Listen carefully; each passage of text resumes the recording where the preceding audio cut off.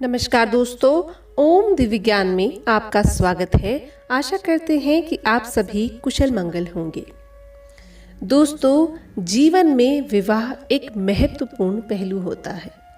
जब विवाह हो जाता है तो पति पत्नी के सहयोग से ही एक घर स्वर्ग बन सकता है, या पति अगर एक दूसरे का सहयोग न करें तो वही घर नर्क बन सकता है। भगवान श्री कृष्ण कहते हैं कि यदि जीवन को सही तरह से जीना है तो इसमें पत्नी का एक महत्वपूर्ण योगदान होता है। एक पत्नी यदि गुणवंती है तो वह पूरे घर को स्वर्ग बना सकती है, पर यदि वही पत्नी गुणवंती नहीं है तो आपके घर को नर्क बनते देर नहीं लगती। दोस्तों, पति पत्नी का जीवन एक परिवार पूर्णतया पत्नी पर निर्भर होता है। दोस्तों, जिसकी पत्नी चरित्रवान होती है, गुणवंती होती है, उस घर में यदि धन संपदा कम भी होती है तब भी घर के सभी लोग खुशहाली से जीवन जी सकते हैं। आज के इस प्रसंग में श्री कृष्ण द्वारा बताए गए 5 ऐसे गुणों को जानेंगे जो यदि किसी स्त्री के अंदर है तो उस घर को स्वर्ग बनने से कोई नहीं रोक सकता। यदि आपको ऐसी कोई स्त्री मिल जाए तो तुरंत उससे विवाह कर लीजिएगा। ऐसी स्त्री बहुत कम पुरुषों को नसीब होती है। तो आज के प्रसंग को शुरू करने से पहले दोस्तों, यदि आप हमारे चैनल पर नए हैं तो दर्शकों, हमारे चैनल को सब्सक्राइब जरूर कर लीजिएगा। एक समय की बात है, एक नगर में एक सेठ और सेठानी रहते थे। सेठ सेठानी के पास अपार संपदा थी। उनके पास इतना धन था कि गिनते गिनते वह थक जाए, पर धन समाप्त नहीं होता। इतना धन, इतना वैभव, घर में नौकर चाकर किसी चीज की कोई कमी नहीं थी। और उसी घर के सामने एक नगर का कुम्हार रहता था।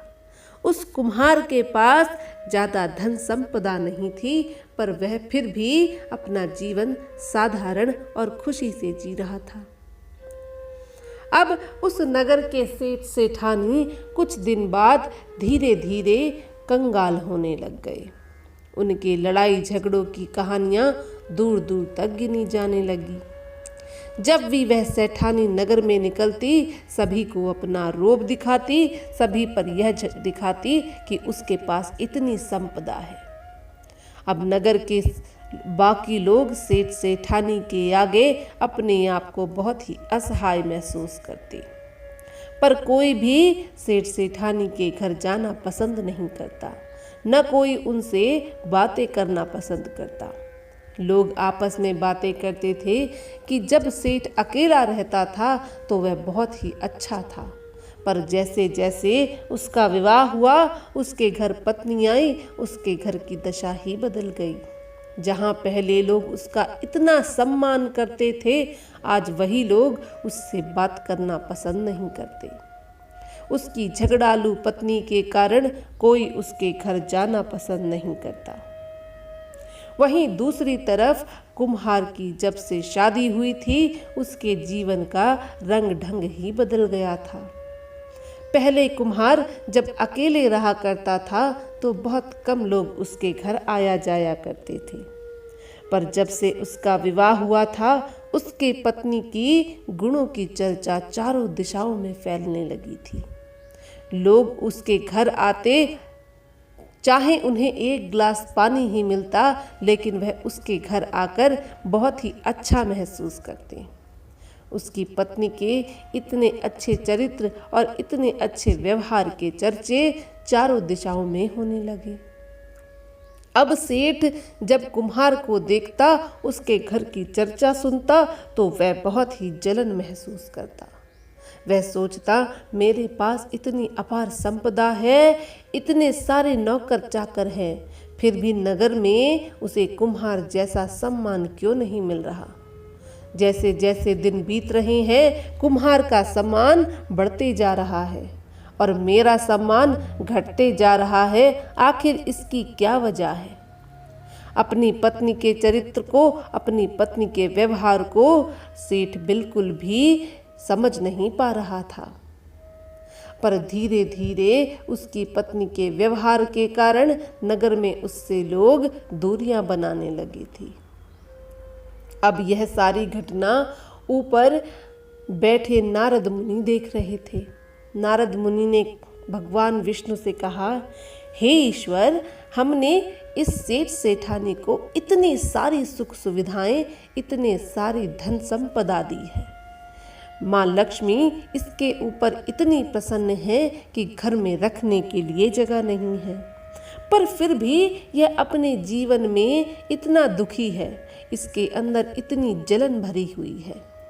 और वहीं उस कुम्हार के पास जो एक झोपड़ी में रहता है, कुछ उसके पास धन संपदा नहीं है, फिर भी वह इतना खुश है। अपने बच्चों के साथ एक इतना साधारण जीवन जी रहा है, पर फिर भी लोग उसका कितना सम्मान करते हैं, उसके घर कितना आना जाना पसंद करते हैं। हे ईश्वर, ये क्या माया है, कृपया विस्तार पूर्वक समझाइए। भगवान विष्णु ने कहा, देखो नारद मुनि, शादी से पहले सेठ बहुत ही प्रसन्न और अच्छे से रहा करता था। उसका व्यवहार अच्छा था, इसीलिए लोग उसका सम्मान करते थे। माँ लक्ष्मी उस पर प्रसन्न थी। पर जब उसका विवाह हो गया तो उसकी पत्नी के व्यवहार के कारण लोगों ने उसका सम्मान करना बंद कर दिया। उसके गुणों को न देखकर सेठ ने उसके पैसों को देखकर उससे शादी कर ली थी। वहीं कुम्हार, जिसके पास कुछ धन संपदा नहीं, पर उसकी पत्नी के गुणों के कारण समाज में उसका सम्मान इतना ज्यादा हो गया है। आज के समय में लोग धन दौलत नहीं, इंसान का व्यवहार देखते हैं। यदि आपका व्यवहार अच्छा है, यदि आप चरित्रवान हैं, तो लोग आपको बहुत प्यार करते हैं, लोग आपका बहुत सम्मान करते हैं। धन संपदा तो आप अपने ऊपर खर्च करते हैं, लेकिन लोगों के साथ आपका व्यवहार ही समाज में आपके सम्मान का कारण बनता है। आज मैं नारद मुनि आपको वैसे 5 गुणों के बारे में बताऊंगा। यदि यह 5 गुण जिस स्त्री में हो, उस स्त्री का पति बहुत ही भाग्यशाली होता है। उस स्त्री के पति के सम्मान में 4 चांद लग जाते हैं। उसके घर धन लक्ष्मी का वास हो जाता है। नारद मुनि ने कहा, हे ईश्वर, उसके घर धन लक्ष्मी का वास हो जाता है। नारद मुनि ने कहा, हे ईश्वर, इसका मतलब विवाह के समय बहुत ज़्यादा महत्वपूर्ण है कि आप स्त्री के चरित्र, उसके गुणों को देखें, न कि उसके पास क्या धन संपदा है उसे। भगवान विष्णु ने कहा, माँ लक्ष्मी भी उसी के पास रहती हैं जो गुणवंती होती है। एक घर एक स्त्री से ही स्वर्ग और नरक बन सकता है, तो आइए जानते हैं कि वह 5 गुण कौन से होते हैं। सबसे पहला गुण जो एक गुणवंती स्त्री में होना चाहिए, वह होना चाहिए धार्मिक आस्था। यदि कोई स्त्री भगवान में विश्वास रखती है, धार्मिक कार्यों को करती है, तो उसका घर हमेशा धन धान्य से भरा रहता है, क्योंकि उसके घर में हमेशा सकारात्मक ऊर्जा का वास होता है, और जहाँ सकारात्मक ऊर्जा होती है वहीं माँ लक्ष्मी आना पसंद करती हैं। तो यदि आपकी पत्नी धार्मिक आस्था रखती है, यदि वह भगवान में भरोसा रखती है, तो आपके घर माँ लक्ष्मी का वास जरूर होता है। आपके घर में कभी गरीबी नहीं आती। दूसरा गुण जो एक स्त्री में होता है, वह होना चाहिए संतोष। कुम्हार की पत्नी बहुत सारे धन न होने पर भी जितना उनके पास धन था उसमें संतोष करती थी। उसी संतोष के कारण कुम्हार खुश रहता था। वहीं सेठ की पत्नी जो सेठानी भी बन चुकी थी, पर इतने धन के बाद भी उसकी इच्छाओं का कोई अंत नहीं था, उसे संतोष नहीं था। वह हर दिन कुछ और ज़्यादा पाना चाहती थी। इसी कारण इतना धन होने के बावजूद भी वह हमेशा सेठ से लड़ते रहती है। तो दूसरा गुण संतोष होता है। यदि पत्नी में संतोष है तो घर स्वर्ग बन जाता है। तीसरा गुण जो एक गुणवंती स्त्री में होना चाहिए वह होता है धैर्य रखना। बहुत बार जीवन में ऐसी परिस्थितियां आती हैं जब बहुत ही धैर्य की जरूरत पड़ती है। हो सकता है आपके पास बहुत ज़्यादा धन या बहुत ज़्यादा चीज़ें न हों। ऐसे में समय के अनुसार अपने आप को ढालना और उसके लिए धैर्य रखना बहुत ज़रूरी होता है। अगला गुण जो एक गुणवंती स्त्री में होना चाहिए वह यह होना चाहिए कि उसे क्रोध बहुत कम आना चाहिए या न के बराबर आना चाहिए।